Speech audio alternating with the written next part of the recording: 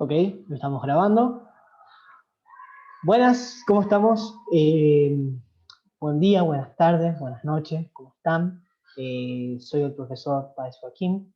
Estoy en estos momentos en la institución, en la sede, en San Miguel de Tucumán, y me han pedido que grabe este video para chicos de distancia, de segundo año, específicamente del espacio curricular de Documentología 2. La dificultad, bueno, que no tengo noción de si se está escuchando bien este video, así que intentaremos grabarlo así, a ciegas, por así decirlo. Por lo menos sé que se ve y sé que se debe escuchar, no sé si bien o mal. Bueno, estoy solo en la reunión, estoy solo en estos momentos.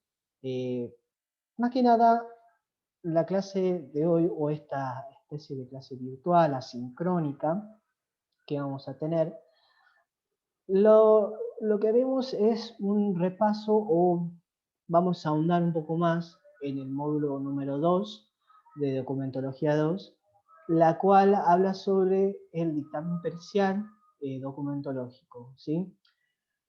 En el módulo 1, haciendo un repaso, retomando algunos conceptos que vimos en el anterior módulo, vimos que hay un concepto que se desarrolla íntegramente en la grafotecnia, ¿sí?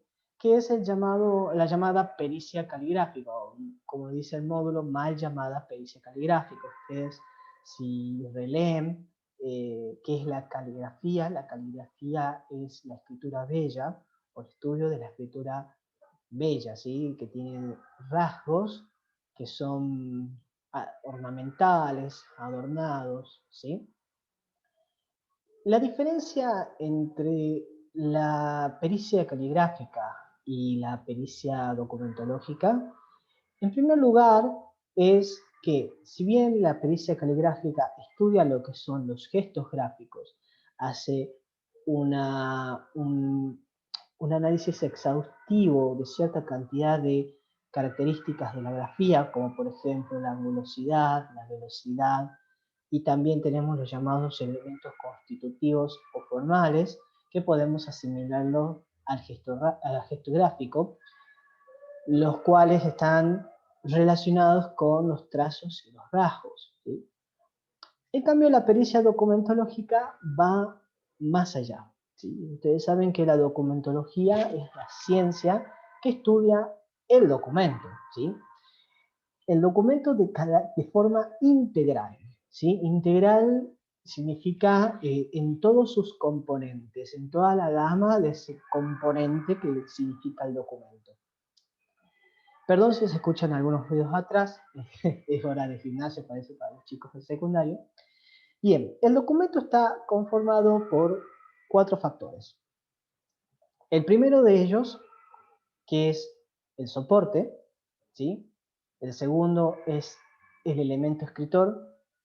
El tercero es la tinta, ¿sí? Y la cuarta son las grafías. Las grafías, ¿sí? Anotando esos 4, vamos a ir desarrollando en este primer momento cuáles son las características de cada uno de estos elementos que componen el documento. La primera es el soporte. ¿Cómo se realiza un análisis de soporte?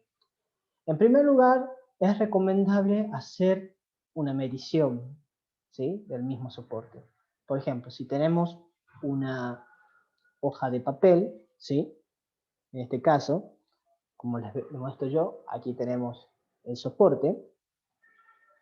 Debo realizar una medición del largo y del alto, perdón, del ancho y del largo, ¿sí? Lo puedo hacer con diferentes instrumentos, pero lo que yo recomiendo son 2. Pueden ser reglas o escuadras de dibujo técnico, o un escalímetro con una escala del 1 en 100, que sería la escala común de las reglas, ¿sí? Otro tipo de regla no es recomendable. ¿Por qué? Y aquí el eje de la cuestión. Vamos a hablar en último término, que es una impugnación, pero la herramienta que nosotros utilicemos, ¿sí? En este caso, si es una regla de goma, esas que se doblan, ¿sí? tienen una deformación más grande, por así decirlo, vamos a hacerlo un poco más sencillo, más grande que las reglas que son de dibujo técnico o el escalímetro, ¿sí? Estas herramientas que son específicas para el dibujo técnico eh, son las reglamentadas, ¿sí? Son hechas a medida, a medición, con mayor precisión y exactitud que otro tipo de instrumentos. Es por ello que yo les recomiendo que si ustedes van a hacer primeramente un análisis de soporte, hagan una medición con este tipo de herramientas.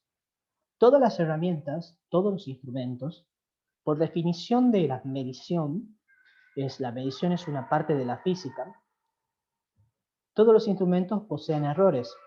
Incluso nosotros al al realizar una medición, la propia medición posee errores, no solamente del instrumento, sino también de quien lo usa al instrumento, ¿sí? Además de ello, del propio lugar donde se está realizando la medición. Hay irregularidades sobre la superficie, está el error humano y está el error propio del instrumento. Bien, una vez realizadas las mediciones, podemos pasar a hablar sobre los diseños que tiene este soporte.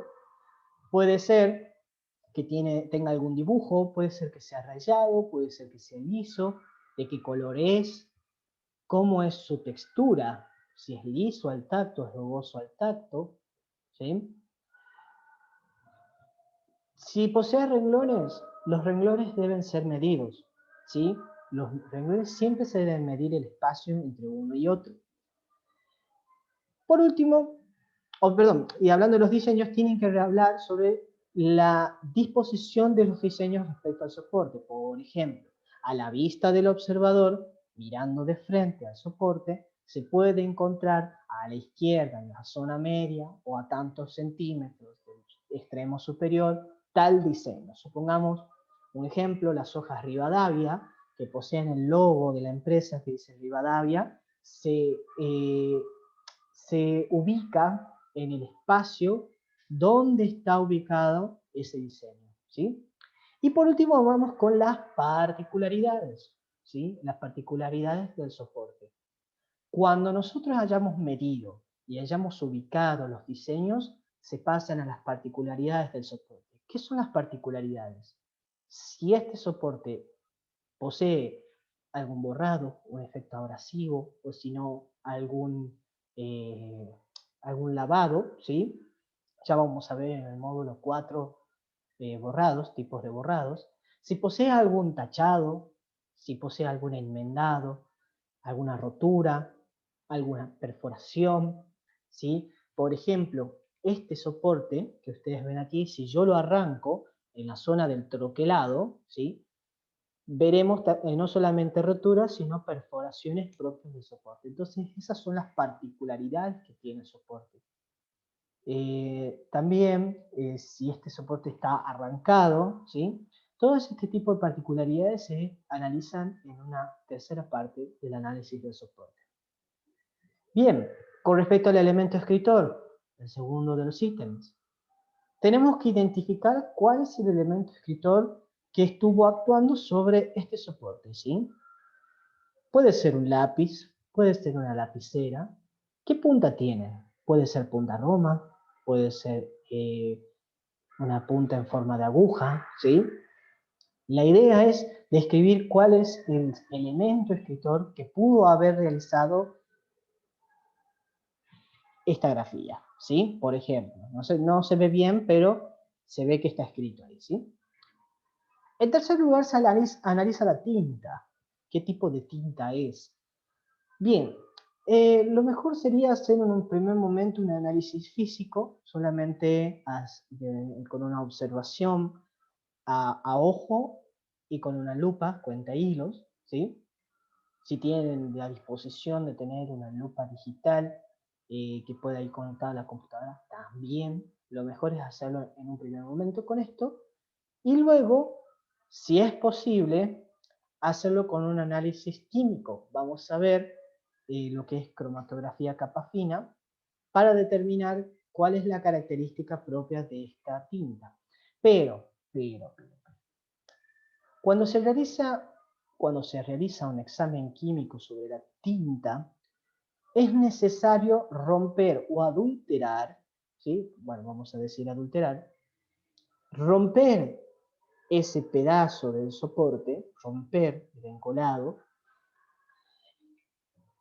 y el hecho de modificar sustancialmente al soporte hace que sea necesario tener una orden judicial para poder realizarlo. Acuérdense que esto es un documento puesto a prueba, ¿sí? Si ustedes lo rompen, eh, pueden tener serios problemas, ¿sí? Lo que deberían hacer es pedir una orden judicial para sacar una parte del documento, ¿sí?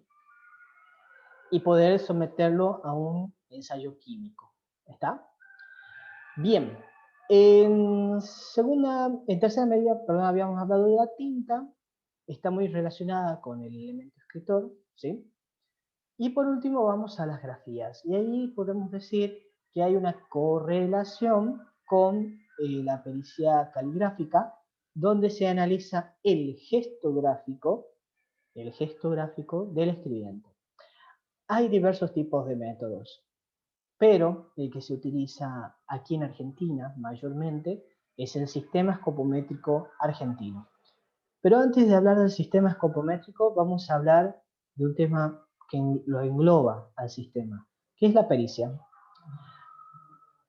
Un dictamen pericial es un trabajo, ¿sí?, de investigación que lo hace un profesional en una materia cualquiera sea. En este caso, si hablamos de un dictamen pericial artístico, ¿sí?, o un dictamen pericial psicológico, los profesionales que se dedican a estas áreas, como por ejemplo un artista o un psicólogo, son los que llevan a cabo todo el procedimiento pericial. Sin embargo, en el dictamen pericial documentológico, es el perito en documentología quien realiza este dictamen. Un perito es un profesional, es un erudito, ¿sí? Eso significa que la persona que se sienta a hacer el trabajo conoce todos, tiene un bagaje amplio de conocimiento de la técnica, de la ciencia o del arte que esté desempeñando en ese momento, ¿sí? Conoce cada uno de los principios que rigen a su ciencia, conoce el método, conoce el objeto, conoce las herramientas, conoce el fundamento, conoce el sistema. Es decir, que no tiene fuga de conocimiento. En caso de que el perito tenga algún olvido o se considere inexperto o no conozca sobre el tema, es válido que el perito pueda decir, no lo sé, pero siempre teniendo en cuenta que el perito no debe jamás y por ninguna circunstancia, ningún perito jamás debe mentir. A lo sumo, decir que no lo sabe, pero jamás mentir, ¿sí? Veremos si es que nos alcanza el tiempo. Aquí llamamos falso testimonio, y que normalmente los peritos están bajo esa presión fiscal que es el falso testimonio, ¿sí? La pericia, el dictamen pericial, este trabajo técnico-científico que se engloba dentro de lo que nosotros llamamos prueba pericial, una de las 5 pruebas que existe, además de la testimonial, confesional, documental, ¿sí? Está la prueba pericial. La prueba pericial es por excelencia la única prueba objetiva. Así lo define, por ejemplo, el licenciado Oscar Terraza, ¿sí? Es la única prueba objetiva y que corresponde a un profesional crearla. Nosotros somos creadores, dadores de vida de la prueba pericial. Y como es un dictamen técnico-científico, tiene que estar ordenada de acuerdo al método científico, claro está. Porque una ciencia es ciencia siempre y cuando posea un objeto y un método de estudio. Bien, ahora, ¿cómo está estructurada una pericia? Una pericia se estructura en primera medida con su presentación. El perito se presenta. ¿Quién es? ¿Sí? ¿Quién es el perito? ¿Por qué viene? ¿Qué expediente es? ¿Sí? ¿A qué expediente se dirige? ¿A quién se dirige? ¿A qué sala? ¿A qué fiscalía? ¿A qué juez? ¿Cuál es la matrícula?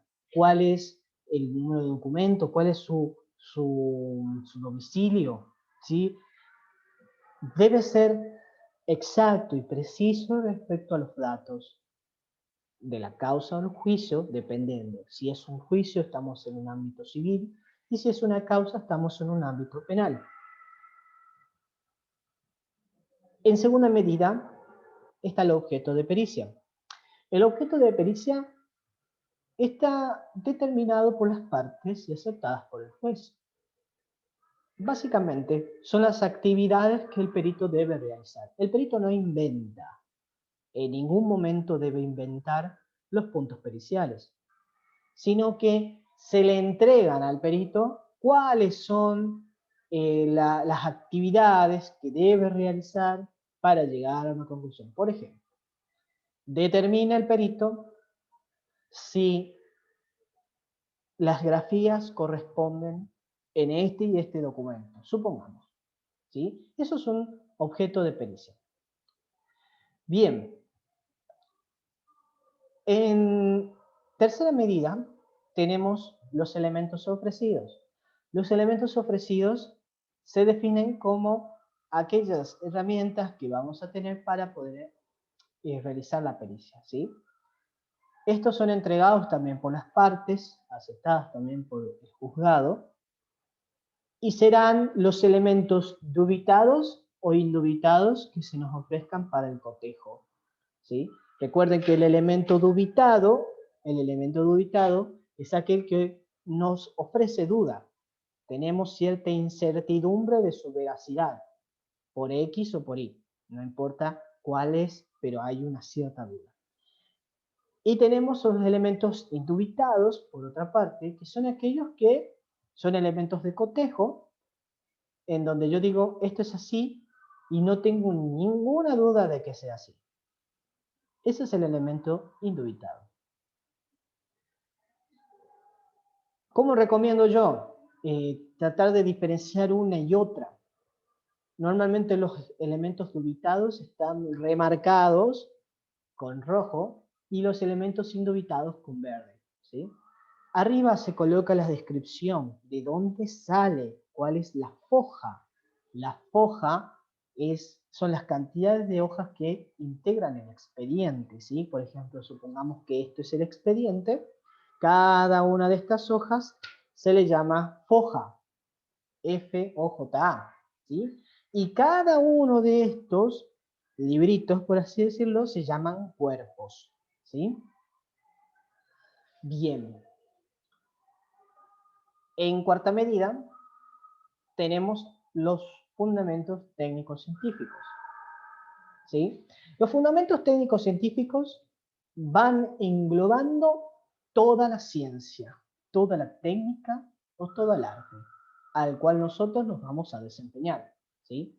Van los marcos teóricos. ¿Qué es un perito? ¿Qué es un dictamen? ¿Qué es la documentología en este caso?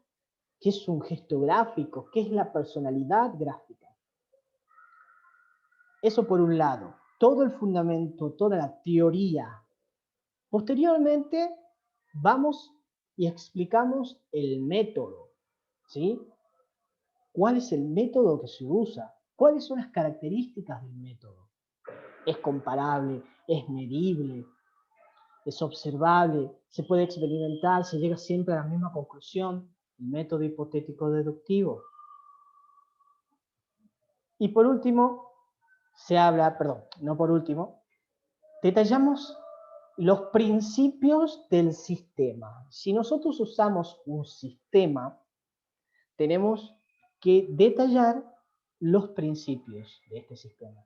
En el caso de la documentología para análisis de firmas o manuscritos, tenemos el sistema escopométrico y este sistema nos beneficia con tres principios. El principio de la documentación dubitada, el principio de la documentación indubitada y el principio del estudio y demostración.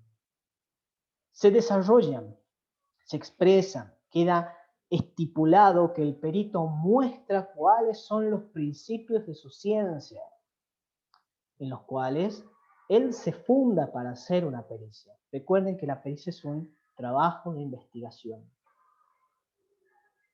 Posteriormente y por último, dentro de los fundamentos, tenemos las herramientas. Las herramientas que nosotros usamos para hacer una pericia. Por ejemplo, una computadora, cuál es la marca de la computadora, el programa, qué programa se utilizó para hacer el análisis de firmas, o por lo menos demostrar fotográficamente. Si nosotros utilizamos una lupa cuenta hilo, ¿sí? ¿Cuál es su magnitud? ¿Sí? Si nosotros usamos algunas reglas, bueno, ahí colocamos el instrumento que les había comentado, las reglas y el escalímetro, ¿sí? Las reglas para el dibujo técnico y el escalímetro. La marca, ¿sí? Y también si se utilizó alguna impresora, ¿sí? Alguna impresora, de qué tipo la impresora, si es posible. La idea es detallar qué herramientas usamos para hacer esta pericia. Bien, pasemos al otro apartado, que son las acciones realizadas. En las acciones realizadas va la descripción, elaboración y desarrollo total e integral del sistema escopométrico para documentología en análisis de grafías, ¿sí? Tanto de manuscritos como rúbricas o firmas, ¿sí? Empezamos con el análisis de soporte. Bueno, explicamos. El soporte es tanto, el elemento escritor tanto y tinta. Ya vamos a explicar qué pasa con el elemento escritor y la tinta. Ya vamos a explicar. Pero por lo pronto el orden es este. Soporte, elemento escritor, tinta y grafías. En ese orden se analizan. Cuando llegamos a las grafías, se analiza el sistema escopométrico de manera ordenada, ¿sí? Ordenada y con rigor. Si empezamos con el análisis, el primer análisis que debe ser es el extrínseco.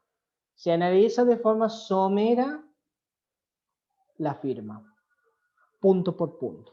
Empezamos por la espontaneidad. Seguimos por el ritmo de escritura. ¿Qué contempla el ritmo de escritura? Velocidad, presionado, grosor de trazo y rasgo, continuidad. Luego seguimos con los ejes de escritura, ¿sí? La inclinación de los ejes, la orientación, y así sucesivamente, hasta llegar al último, a la cultura gráfica. ¿Por qué? ¿Por qué tiene este orden? ¿Por qué este rigor? ¿Sí? Y además de ello, vamos a sumarle otro tipo de rigor técnico.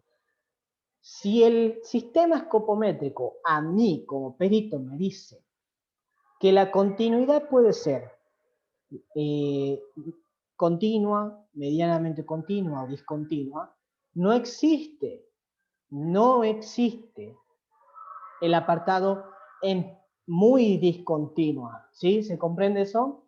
No hay un apartado que diga muy discontinua, sino que es continua, medianamente continua o discontinua. ¿Y por qué tanto rigor técnico? ¿Por qué tanto rigor técnico científico? Porque un sistema es un conjunto de conocimientos, de herramientas ordenados. Este orden tiene lógica. Este orden es coherente, ¿sí? Tiene coherencia entre sus apartados. La cultura gráfica es el promedio de todo. ¿Cómo podemos nosotros analizar la cultura gráfica al principio si en realidad es un promedio de todos los otros apartados? ¿Cómo nosotros podemos analizar el grosor de trazos y rasgos si primero no analizamos el presionado? Entonces ese orden tiene una razón de ser. Ese orden debe respetarse. Y ese rigor del léxico técnico es importantísimo, porque nadie inventa nada sin tener fundamento. Si ustedes van a analizar algo y van a agregar o sacar algo, lo pueden hacer siempre y cuando ustedes fundamenten el por qué lo van a hacer.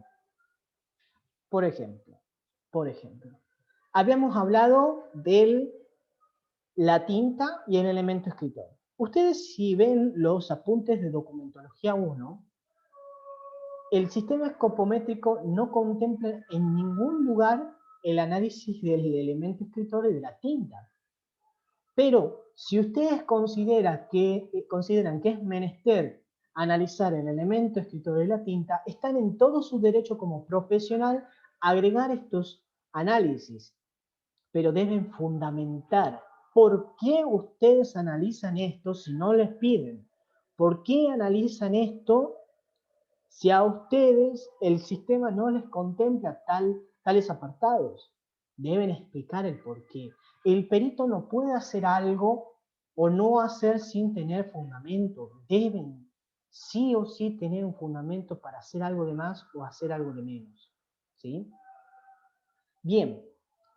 Continúan, obviamente, después del análisis extrínseco, con el análisis intrínseco, que es el estudio ya del gesto gráfico a través de sus trazos, de sus rasgos, de sus enlaces.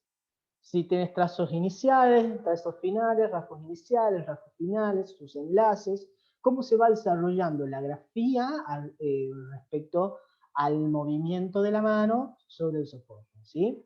Su ortografía, ¿sí? Y llegamos a la última parte, que es la conclusión. A cada objeto pericial le corresponde su conclusión. Si hay 5 requerimientos periciales, son 5 puntos de conclusión, en donde nosotros, como una suerte de promedio o una suerte de trabajo final, realizamos una conclusión de lo que hemos visto y analizado durante las acciones realizadas. ¿Cómo nosotros, como peritos, debemos realizar una acción realizada? En el sistema escopométrico, yo les recomiendo que hagan de la siguiente forma. Si ustedes están analizando una rúbrica, les recomiendo que primero coloquen el nombre del apartado que van a analizar. Es decir, por ejemplo, inclinación de ejes de escritura. 2 puntos, definan qué es un eje de escritura, definan tal cual el sistema escopométrico lo determina, cuál es la clasificación que establece el sistema escopométrico. Luego, ustedes pueden analizar, primero obviamente se analiza el elemento indubitado y luego el dubitado, ¿sí? Colocan la fotografía del elemento indubitado a analizar. Colocan cuáles son los ejes de escritura en la fotografía y abajo ustedes colocan la rúbrica o los elementos indubitados poseen una inclinación de ejes hacia la izquierda. Y obviamente todo lo que el sistema les permita a ustedes ahondar en la temática. Luego pasamos al dubitado. Hacemos lo mismo. Colocamos la fotografía, analizamos el eje de escritura y colocamos la clasificación. Y abajo de todo, abajo de esos dos análisis, colocamos las firmas coinciden o las firmas no coinciden o no se puede determinar. ¿Sí? Pueden hacerlo, pueden colocar, no se puede determinar. ¿Sí? Puede ser un trabajo inconcluso, tranquilamente, siempre y cuando ustedes no mientan, puede ser un trabajo que no tenga solución. Pueden hacerlo. Bien. Habiendo determinado cuáles son las estructuras de la pericia, charlemos un poco, y sobre el sistema escopométrico, charlemos un poco sobre las incoherencias del sistema. Un sistema, también, es un conjunto de conocimientos ordenados sistemáticamente, claramente. Pero no significa que este no tenga incoherencias. Vamos a los principios. Uno de los principios me dice que sobre fotografías, duplicados o fotocopias, puedo realizar solamente el análisis extrínseco, ¿verdad? Perfecto.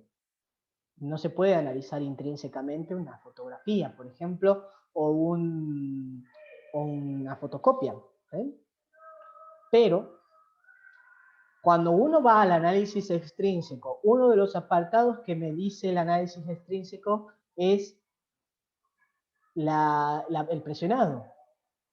Yo para el presionado necesito el soporte, aquí está el soporte, necesito colocarlo y inclinar un poco la luz, que sea rasante para poder ver las mesetas, cómo es el presionado en el reverso del soporte. ¿Y cómo hago eso yo con un duplicado? ¿Cómo hago yo eso con una fotografía o una fotocopia o lo que sea? Es un poco incoherente, ¿no? Es un poco incoherente este tipo de situación. Y es allí donde ustedes deben aclarar que si bien se puede realizar un análisis extrínseco sobre una fotografía, un duplicado o lo que sea, digamos que no sea el original, no se realiza este apartado porque es necesario el soporte original, ¿sí? Eso es una incoherencia del sistema que ustedes deben hacerlo notar cuando vayan a analizar, porque no pueden inventar, necesitan tener el original, si no lo tienen no lo pueden analizar. Entonces ustedes dicen, no se puede analizar, o no corresponde, no se encuentra forma de analizar este apartado del sistema, ¿sí? Ese es uno. Ustedes pueden intentar en la práctica, cuando vayan a hacer el práctico, pueden tratar de encontrarles alguna que otra incoherencia dentro del sistema para ver si es que llegan a la misma conclusión, ¿sí? Bueno, ya hablamos de varios de los temas que aquí tengo anotados, perdón. Y ahora pasaré al articulado, ¿sí? Voy a pausar un rato la grabación y ya vemos, ¿sí? Bien, bien. Vamos a hablar un poco sobre los articulados. También necesitaba tomar un poco de agua, que estaba un poco seca mi garganta. Los articulados. Aquí yo voy a hablar más que nada sobre lo que es Tucumán, porque bueno, yo me encuentro en Tucumán y me manejo con la legislación de aquí. Voy a presentar pantalla. A ver. Bueno, esperando que se vean. El código procesal que vamos a desarrollar más que nada ahora son los códigos procesal de procedimiento de Tucumán, el penal y el civil y comercial, ¿sí?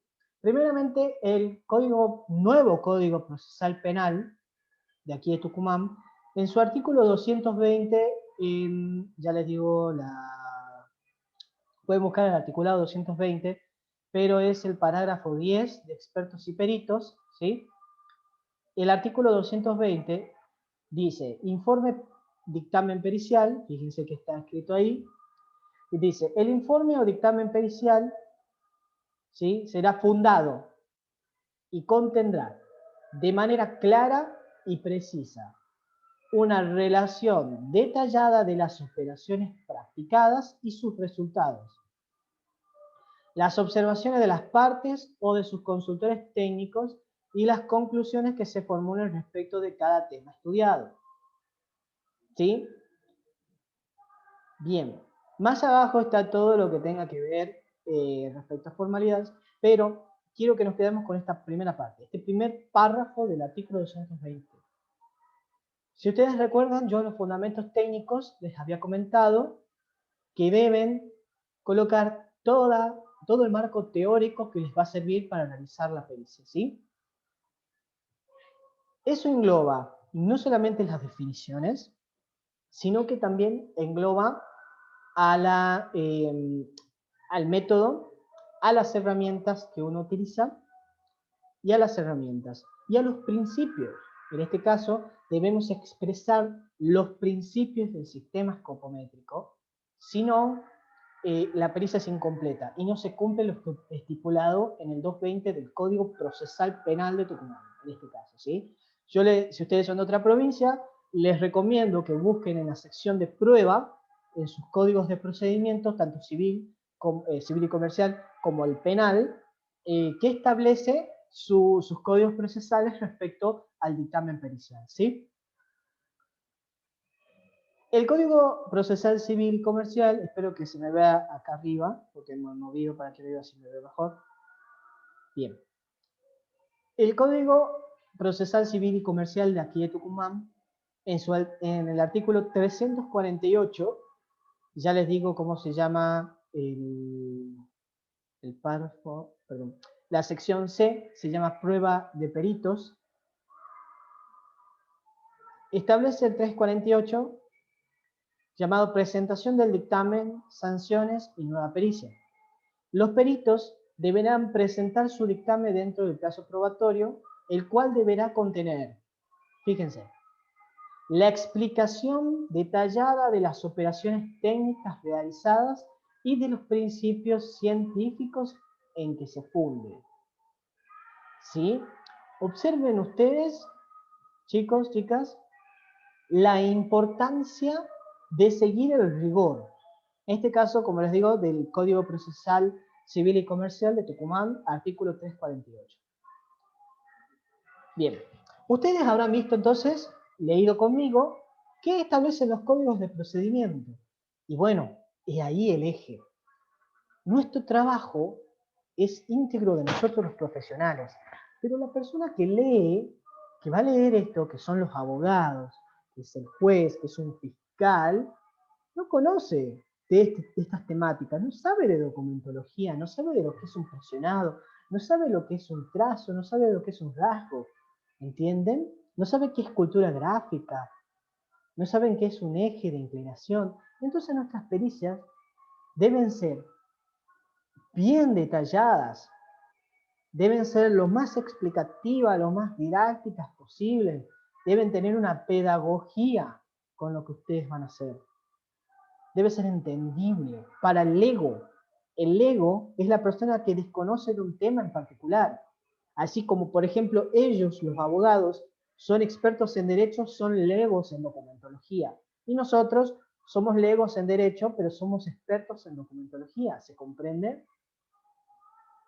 Entonces, la importancia de la fundamentación radica en estos códigos.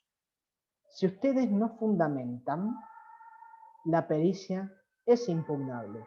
Y una impugnación puede ser no solamente del contenido, es decir, no solamente del contenido técnico-científico que esté ahí adentro, sino también de la formalidad.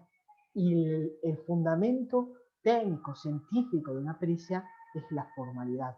Ustedes deben tener ese fundamento para hacer una pericia. Si no lo tienen, la pericia es nula, ¿sí? Ustedes pueden impugnar una pericia que les falte fundamento, tranquilamente. Ok, creo que me estoy quedando sin tiempo.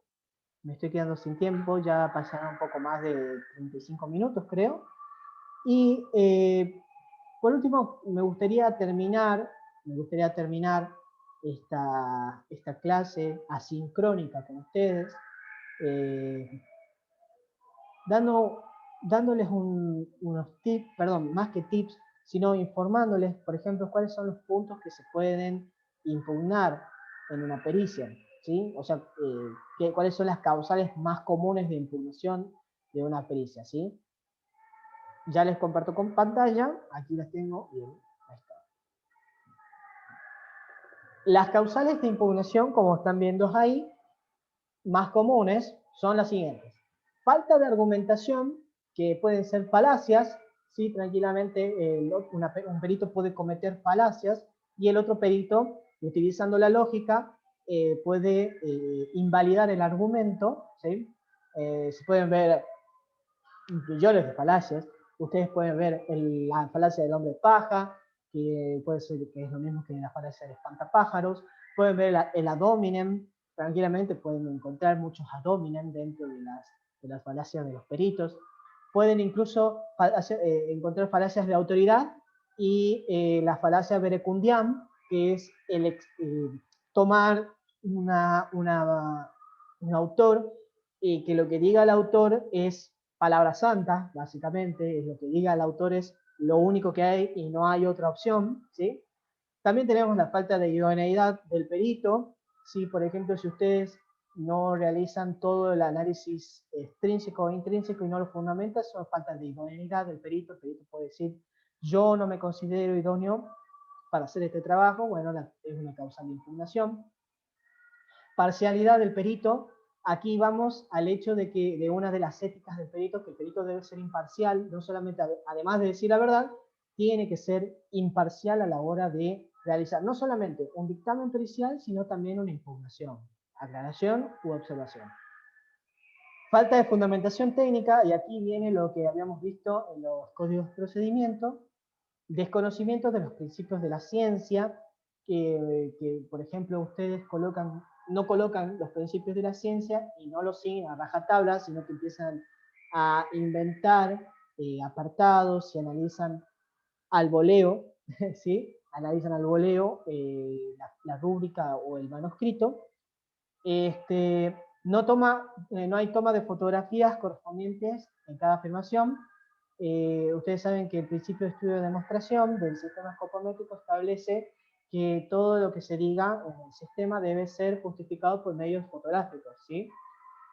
Ahí, digamos, una de las causas de impugnación. Y por último, falta al nombre de los apartados que establece el sistema escopométrico, por ejemplo, que yo invente o el nombre del apartado o el nombre de la clasificación, o que directamente no lo analice sin ninguna justificación, ¿sí? Yo puedo no analizar algún punto siempre y cuando tenga justificación del por qué no lo analizo, ¿sí? Bueno, chicos, chicas, para hacer un cierre, más que nada esto era para hacer un poco más detallado el módulo número 2 para ustedes, documentología 2. Espero que les haya servido. Sé que esta modalidad eh, de carácter asincrónica hace que yo no escuche sus dudas, si es que ustedes tienen algunas dudas, pero lo podemos ver en las clases de Zoom que tengamos al finalizar el mes. Yo estoy dispuesto a responder todas las preguntas que ustedes tengan, incluso si ustedes tienen ganas de ahondar un poco más en estos temas, que lo vemos también por las clases de Zoom, o puedo armarles algún material complementario, no les puedo prometer nada, pero intentaré, si ustedes desean. Es un poco de la dificultad de esto del asincronismo, pero espero que les haya gustado, hayan entendido un poco más la temática, hayan podido sentirse más interesados por la materia y que bueno, que les sirva no solamente para hacerlos prácticos y para rendir un examen y aprobarlo, sino también para su formación profesional, de acuerdo a lo que dice la teoría y de acuerdo a mi experiencia, ¿sí? Porque bueno, si bien la teoría es mucho, la experiencia también lo es, y yo trato de darles todo lo que tengo, no solamente teoría, sino también parte de mis experiencias como perito y de mis casos, ¿sí? Cualquier duda con que consulta estoy a disposición, ustedes, por plataforma, por Zoom, y bueno, nos estamos viendo a la próxima. Que tengan un lindo día, una linda noche y para la próxima. Hasta luego. Chau, chau.